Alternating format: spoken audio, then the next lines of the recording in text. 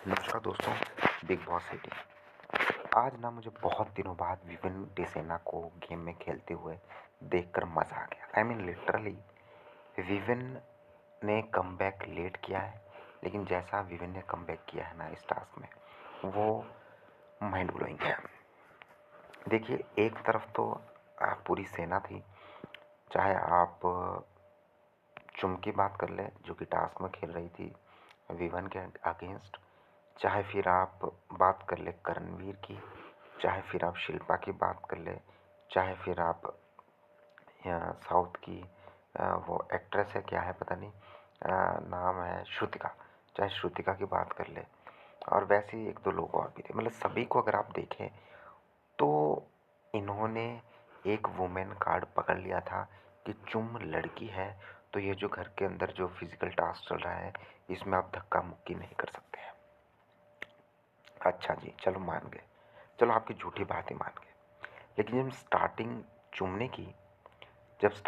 चुमने की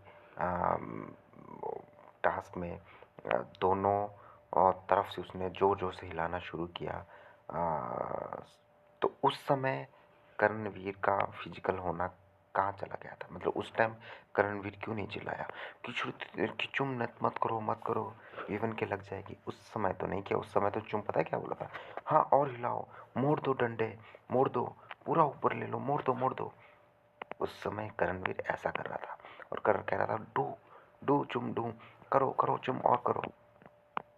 लेकिन जब वीवन ने शुरू किया तो करण रोने लग पड़ा, करण लड़ने की धमकी देने लग पड़ा, करण जो है कहीं ना कहीं वुमन कार्ड पे आ गया कि ये तो लड़की है, ये है वो है।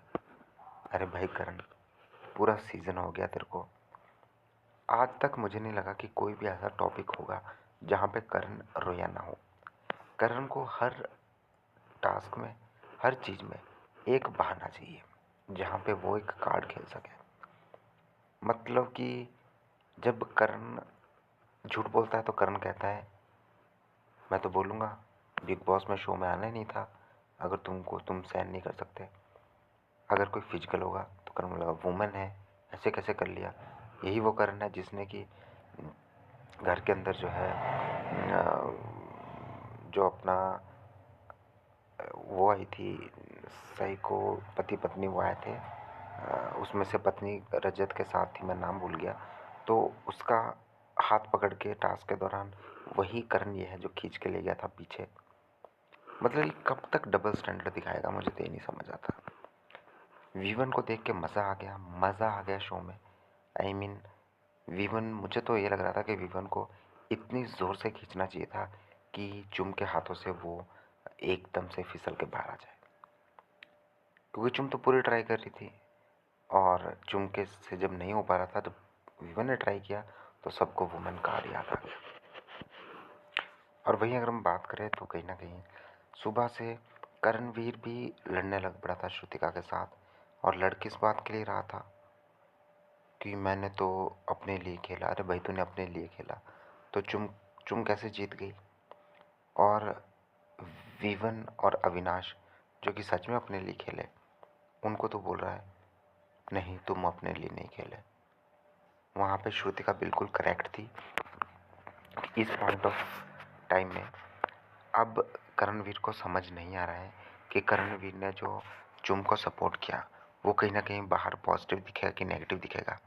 तो उस पूरी की पूरी सिचुएशन को दिखाने के लिए कि अकेला मैं नहीं था जो चाहता था कि मैं किसी और को सपोर्ट करूं, है, वो बस चाहता था कि कहीं ना कहीं अविनाश के मुंह से भी ये निकले कि अविनाश तुम भी कहीं ना कहीं खेलना चाहते थे।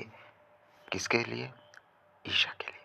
बस उस बात को प्रूव करने के लिए वो श्रुतिका से झगड़ पड़ा, और श्रुतिका वहाँ पे सही थी कि इसको समझ नहीं आ रहा है कि इसने सही किया कि गलत, इसलिए अब ये ज़बरदस्ती इस टॉपिक को खींच रहा है कि अविनाश तुम बताओ, अविनाश से लड़ने लग पड़ा। बाद में तो ऑफकोर्स श्रुतिका की तरफ से वो टॉपिक बहुत खींच गया, वो तो काफ़ी अजीब था, लेकिन फिर भी मैं कहूँगा कि श्रुतिका ने वो पॉइंट बिल्कुल सही उठाया था। हालांकि मुझे श्रुतिका 90 में से 80% गलत ही लगती है, लेकिन आज मुझे लगा कि नहीं, श्रुतिका ने सही कहा। और एक और बड़ी न्यूज़ जो सामने आ रही हुई है कि श्रुतिका हो चुकी है घर से बेघर। जी हाँ, श्रुतिका हो चुकी है घर से बेघर। ये भी बड़ी न्यूज़ सामने आ रही है। जैसा कि आप सभी को पता ही था कि घर के अंदर से रजत, चाहत और श्रुतिका नॉमिनेशन में थी।